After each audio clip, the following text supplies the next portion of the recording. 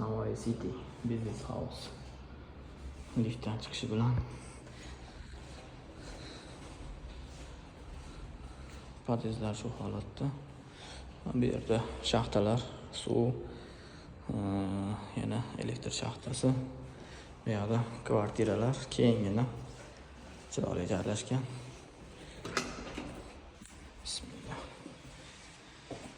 Bu yerda qilayotgan ishimiz shu kvartiramizni to'liq is chizimi, sanuzellarni qilib berdik. Radiatorlarni ko'rib turibsizlar. Alyumin radiatorlardan qo'yganmiz. Bitta narsa e'tiborimni tortdi. Umraga borganlar, hajga borganlar biladi. Kisvani kami shu yerga mana qildirgan. Chiroyliga namoz o'qiganda ham qiblani ham aniqlab turadi, ham chiroyli bir ajoyib narsa. Yoqqan bo'lsa, bitta bosib qo'yasizlar layklarda emasdan.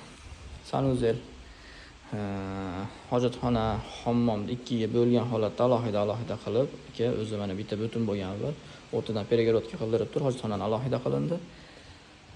Ichida rakvinalari o'zining mustahablari bilan va dush zonani alohida qilib turib ajratib qo'yildi. Ixchamgina qilib alohida qilib bo'lib qo'yildi. Oshcha ishlar qilinmadi, o'rtacha chiroyli qilib soddaroq qilib ishlab berishga harakat qildik. Uy egasini xohishdan kelib chiqib, radiatorlarimiz, detskiy xona. Bu yerda ikkita mebel bo'ladi ekanda, o'rtada dars stoli, mana o'zi hozir mebel ishlari ketilinyapti.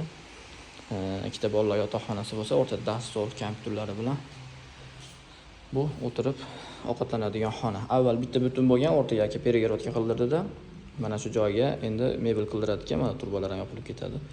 O'tirib choy ichiladigan bo'ladi. Nariyoqda bo'lsa ovqat pishirib, hid chiqmasligi uchun eshik yopib qo'yilsa, bu eshik ochib qo'yilsa, havo aylanib turishiga ham zo'r.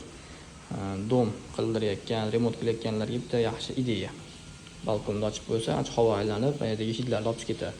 Biz bu yerga katolimizni kuxnyachiga joylab berganmiz. Ixchamroq qilib. Mana shu joyga katolimizni sig'dirib berganmiz. Hamma yo'g'i shu yerda. Mana bu mebel bilan yopiladi, ochib bemalol ishlasa bo'laveradi. Kvartiramiz shunaqa holatda. Bu yerda yana bitta yotoqxona.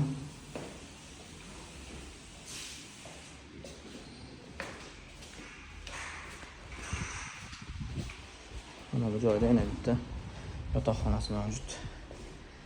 Bu yerda ichki sahna ko'rinadi.